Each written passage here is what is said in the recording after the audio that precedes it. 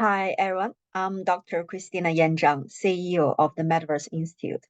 It's a great pleasure to speak to you today about the global digital divide, how Web3, Metaverse, and AI can support an equitable future for all of us.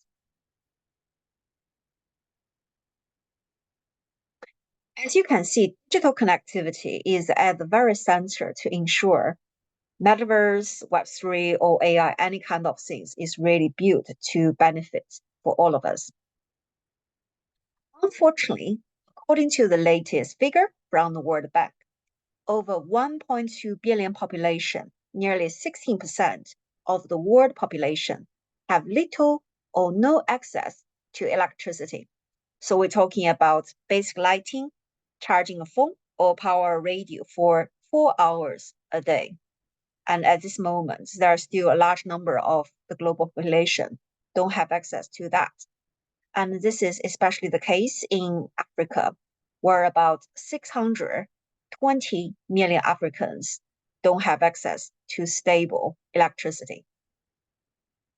If we're looking at the global digital divide, currently about 2.6 billion populations, they don't have access to that.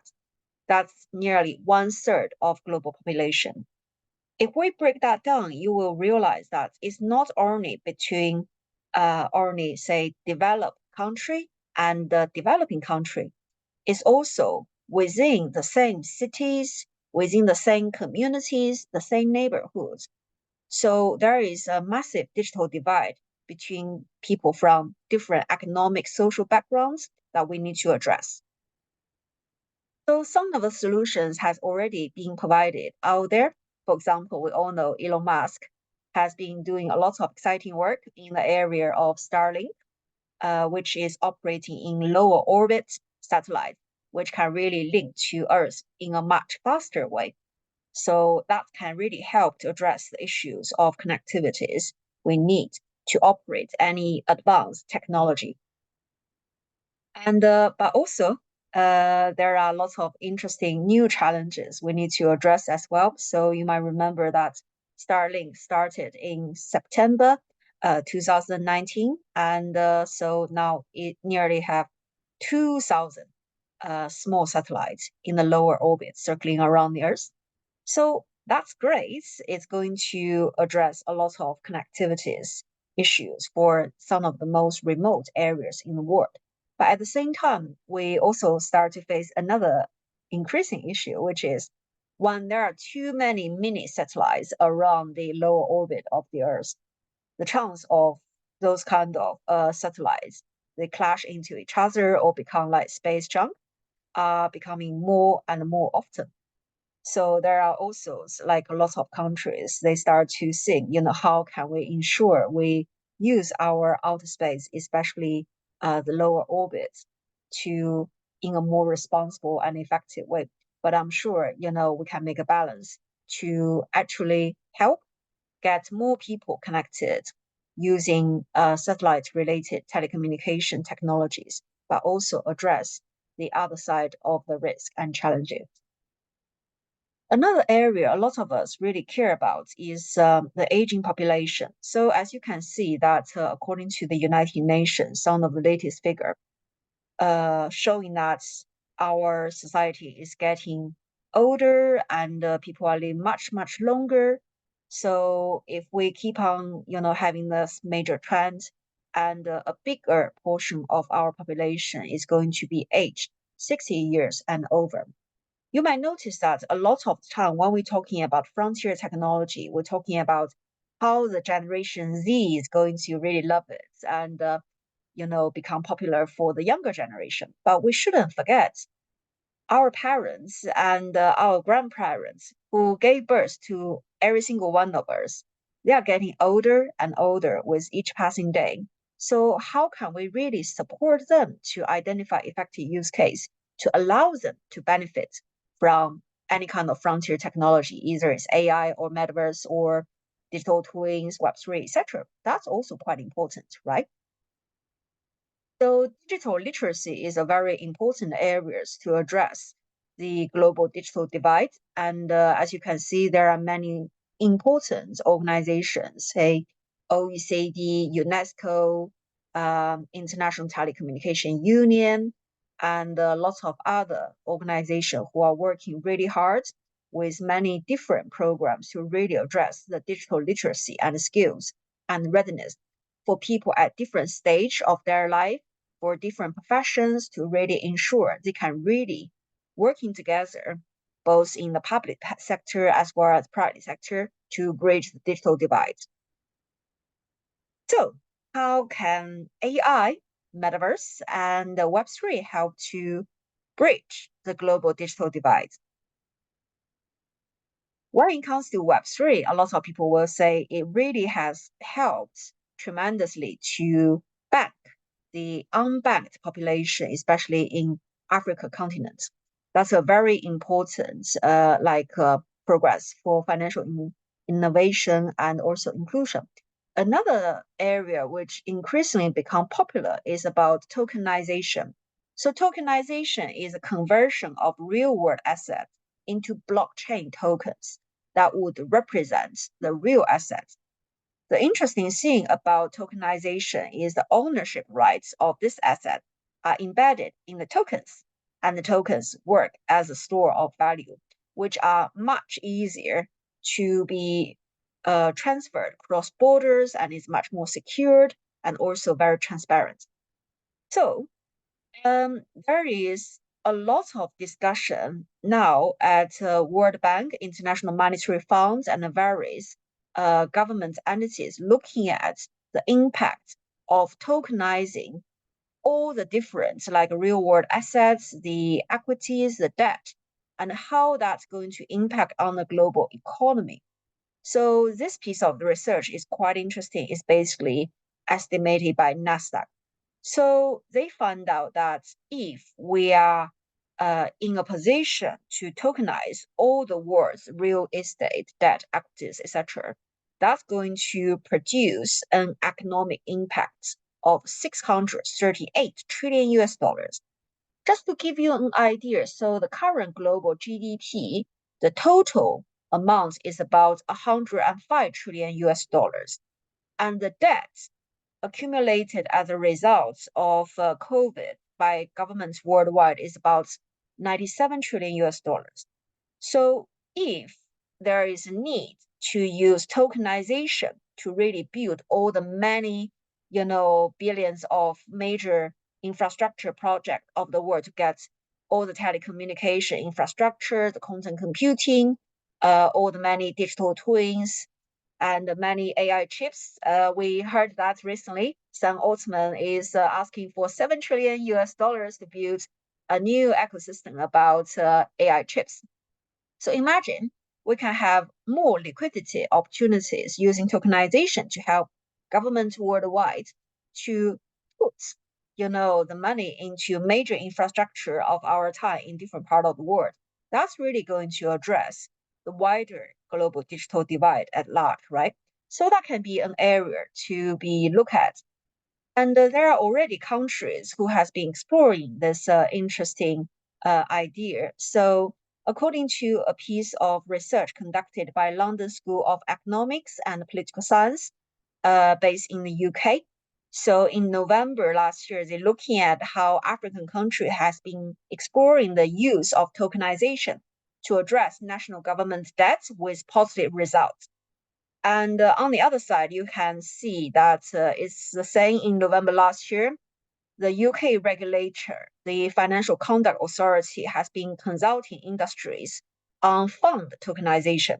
So this is an area start to get more attention in the future. And I personally believe that potentially it can really provide a lot more liquidities to help public and private sectors to finance and to raise more funds to really go back to the IT infrastructure of connectivity of our world to really bridge the digital divide of different communities and cities and countries. So that will be interesting. But of course, it's a new area. So there still need to be lots of discussion when it comes to regulations, privacies, legal framework, etc., to get it right.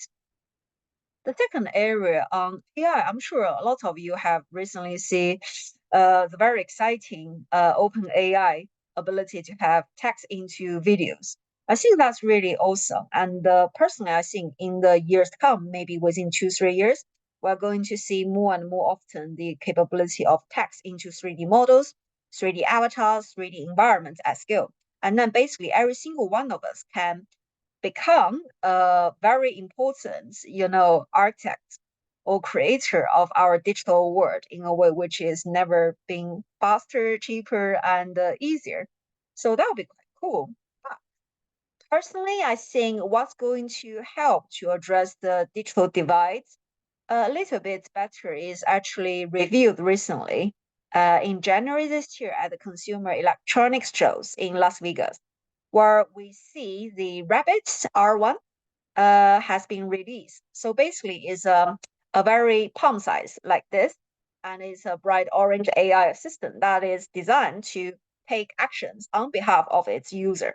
So even when these actions involves multiple or complex steps, because we all know that currently our mobile phones, it can have many, many different apps, but this kind of new AI devices, it actually can optimize the whole process between you swipe between like different apps, and it will make very smart choices for you to really streamline, the whole interaction with your mobile devices, which I think will be quite cool. And imagine, when, because we're talking about aging society earlier, my mom, she's at her 60s, and she's not very good at using online banking or like other apps. And sometimes I need to take a little bit longer time to teach her how to utilize that to her benefits and convenience. So I was imagining in the future if we can have more like AI devices like this, which can really help people who are less tech savvy to be able to benefit from different latest advancement of technology, that will actually also help to bridge the divide, right? So that can be an area to watch, but I'm sure this area is evolving really fast. So let's see what's going to happen next. And the third area is around the metaverse. And personally, I think some of the most exciting developments of metaverse is taking place at the city level. You might remember in April last year, the European Union has initiated the Cityverse initiative, which is about develop citizen-centered future virtual world for EU communities and cities. And there has been a large number of fundings made available to incentivize cities around Europe to get involved, to really support the diverse needs of our citizens using immersive technologies, especially about digital twin and metaverse. So we were very lucky to be working with Tampere municipal government in Finland to develop the world's first people-centered metaverse strategies, where we are looking at how to use immersive technologies to achieve the 5 priority areas of governance by 2040 on people's happiness, because Finland is a country where they have been consistently ranked as #1 for their people's happiness and sustainability, equality, governance, well-being, and healthcare, as well as how can we address different opportunities and risks of AI. So a few months later, there is another research organization called ABI Research. They launched a report in October 2023 and predict that nearly 700 cities in the world will be deploying urban metaverse by 2030. And we are very lucky to be one of the 4 pioneer cities being listed there together with Tampere Metaverse Vision 2040. The interesting thing about the whole idea using metaverse to support cities is because at this moment, about more than half of the global population living in cities. And by 2050, that number is going to be nearly 80%. So if we can use metaverse to develop a holistic and people-centered approach to allow cities to become more environmentally friendly, to become more prosperous and also sustainable, that's going to address 80% of the global issues. So that can be massively powerful, right? That's why we are very delighted to be leading one of the United Nations International Telecommunication Union's task group on pre-standardization for the cityverse. So we're working with member states to develop the first UN definition and roadmap on how emerging technologies, whether it's AI, digital twins, metaverse, Web3, content technologies, 5G, 6G, etc., can be utilized to create people-centered future city that is inclusive, sustainable, and participatory, and then ultimately help us to achieve the UN Sustainable Development Goals. So I will say I want to conclude my speech by quoting an African proverb, and it said, if you want to go fast, go alone. But if you want to go far, go together. I think we are really lucky to be living in a time where the transformation of many different frontier technology is moving every single day. And but we want to ensure no one's really left behind, or else, it's not really great for the, benefits of everyone, right? So let's utilize different technology, whether it's AI or metaverse or it's Web3 or other, to really help ensure everyone have more opportunities to flourish, to be happier, healthier, and in harmony with everyone. So thank you very much and have a nice day. Bye bye.